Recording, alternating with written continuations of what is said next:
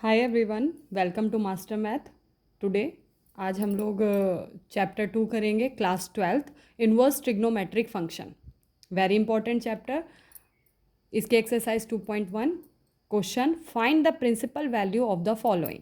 तो हमारे इसमें पहला क्वेश्चन है बेटा, साइन इनवर्स -1/2। अब जैसे आपने नॉर्मल ट्रिग्नोमेट्रिक फंक्शन तो सॉल्व किए हैं क्लास 10th में, अब हम यहाँ पे डील करेंगे इनवर्स ट्रिग्नोमेट्रिक फंक्शन के साथ। They are also very easy, बस आपको क्लास 10th का कॉन्सेप्ट एकदम क्लियर होना चाहिए। ठीक है, नहीं होगा तो प्लीज़ आप बता दीजिएगा, मैं आगे के वीडियोज़ में समझा दूंगी। Sign inverse -1/2। अब हमको यहाँ पे इसकी वैल्यू निकालनी है, प्रिंसिपल वैल्यू। ठीक है, सो वी ऑलरेडी नो, यहाँ पे आपको पता होना चाहिए, we know that sine -x is equals to -sin x। We know that sine -x is equals to -sin x।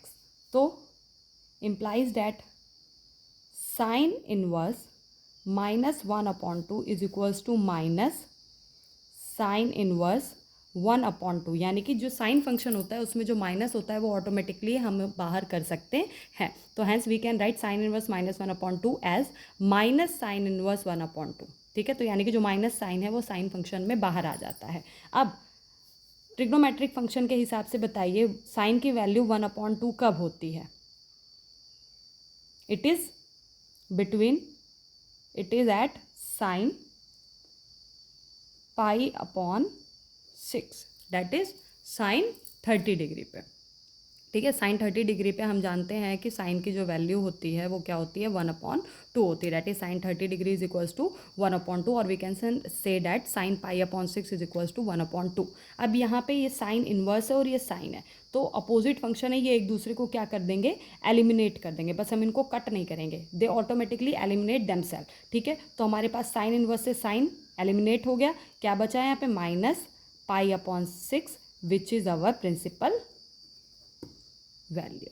ठीक है, this is our required answer. इसी तरीके से हम आगे के भी क्वेश्चन करेंगे। ठीक है, चलिए अब क्वेश्चन नंबर 2 देखते हैं।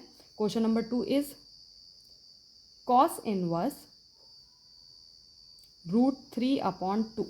अब same, cos inverse √3/2, cos inverse, cos की वैल्यू √3/2 कब होती है? क्योंकि यहाँ पे हमारे पास कुछ अंदर माइनस वगैरह नहीं दे रखा, तो हमको उससे डील करने की जरूरत नहीं। कॉस की वैल्यू √3/2 कब होती है? At cos π/6। फिर दोबारा वही प्रोसेस होगा, कॉस इनवर्स से कॉस कैंसिल होगा and we only get π/6 as our answer. Now question number 3, we have given cosec inverse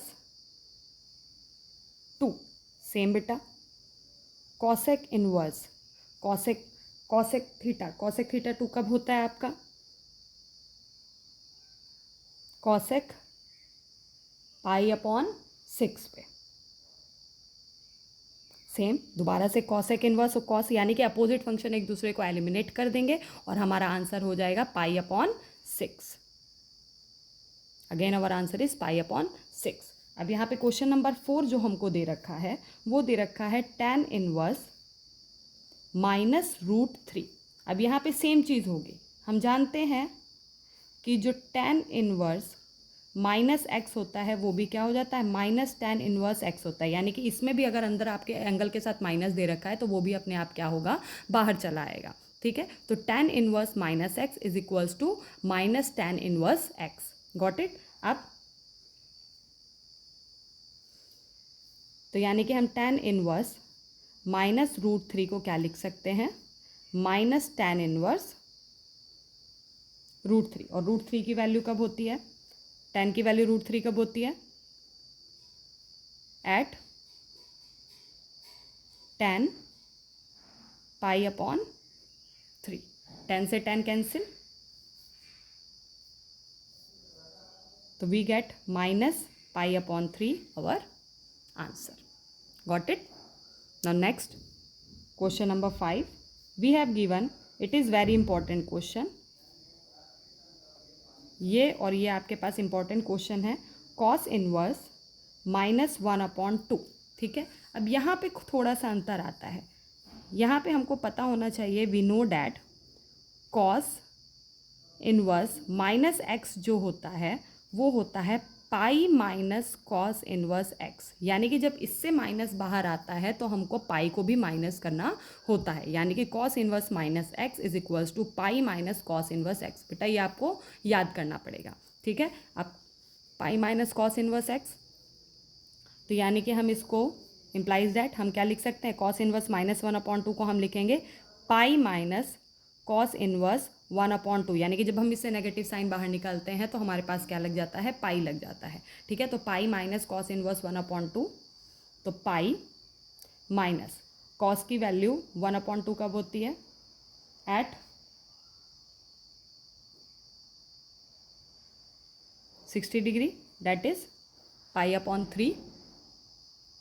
तो कॉस पाई/3 पे कॉस इनवर्स से कॉस एलिमिनेट हो जाएगा, वी गेट पाई माइनस पाई/3, और जब हम इसको सॉल्व करेंगे तो 3 pi minus pi which is equals to 2 पाई/3 आवर आंसर। होप आज के आपको इतने क्वेश्चन समझ में आए होंगे, ठीक है। अब आगे के जो रिमेनिंग क्वेश्चन है इसके, यानी कि जो आगे के पार्ट हैं वो हम दूसरी वीडियो में सॉल्व करेंगे। Thank you so much. अगर आपका कोई क्वेश्चन हो तो आप कमेंट बॉक्स में पूछ सकते हैं।